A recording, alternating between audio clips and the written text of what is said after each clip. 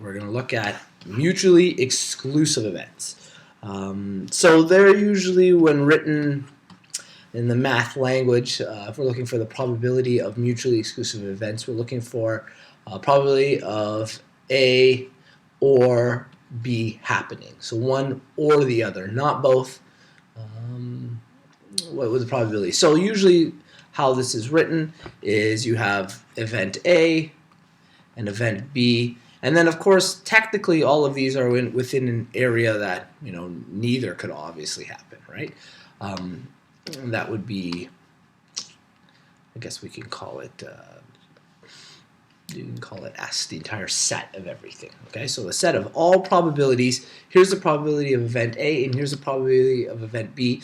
And if you notice, there's no connection between these. They're or, so they're mutually exclusive events. And the way it's usually calculated for this is you take the probability of event A, and you just add it to the probability of event B.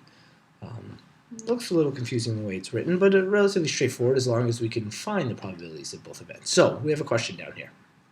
Very long sentence. What is the probability of a committee being all male or all female? So that or really tells us whether something is mutually exclusive or not mutually exclusive. And because it's or, it's obviously mutually exclusive.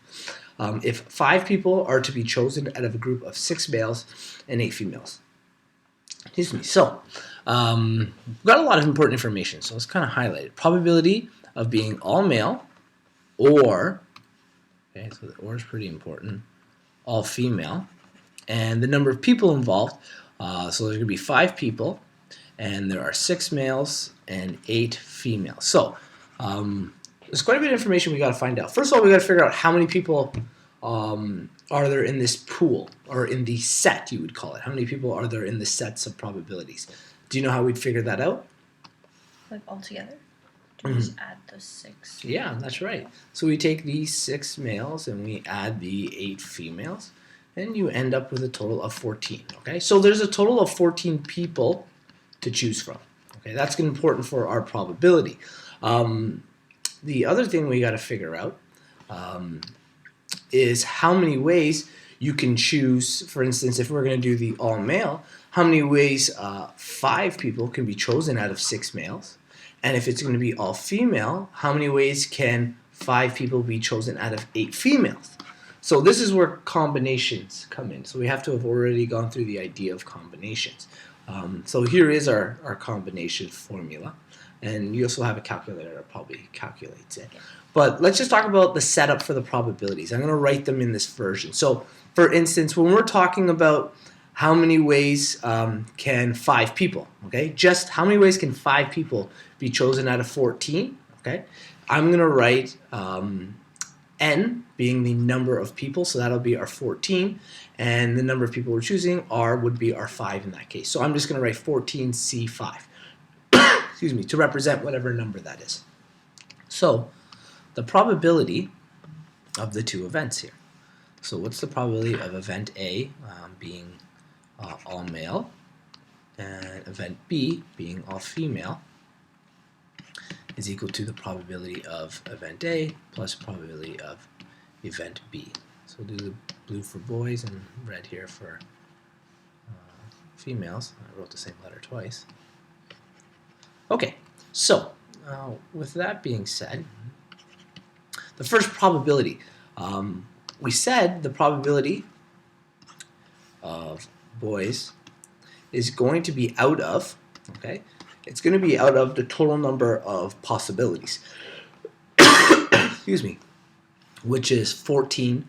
How many ways can we choose 5 people out of 14? So we're going to have 14 choose 5. That's what our denominator is going to be for the probability.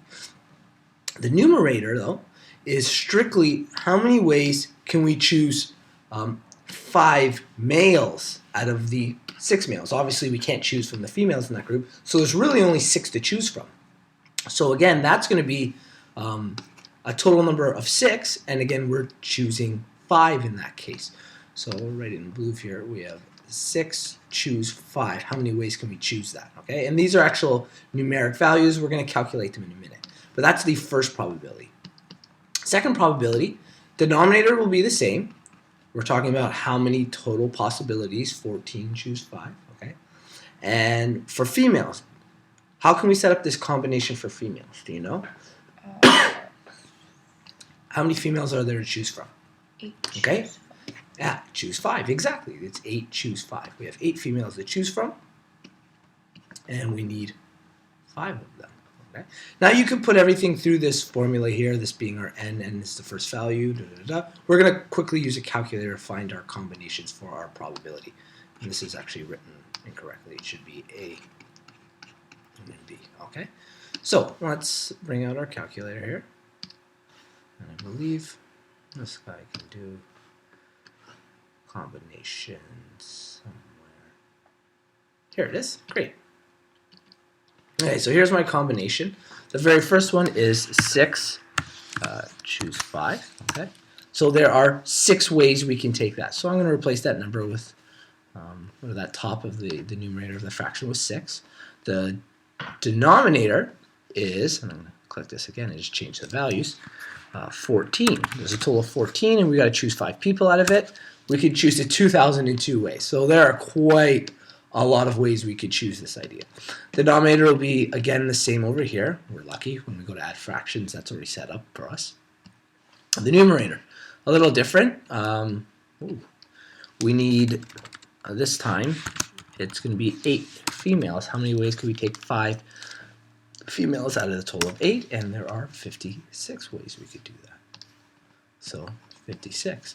Now we're just kind of adding our fractions together. Denominator will be the same, 2002, and this is going to be 62 on top. So the probability of one or the other happening, okay, so either being all male or all female, is 62 divided by 2002, and 0.309. We'll round that to approximately, we'll say 0.03, which is approximately a 3% chance that you'll get a committee that's either all female or all male.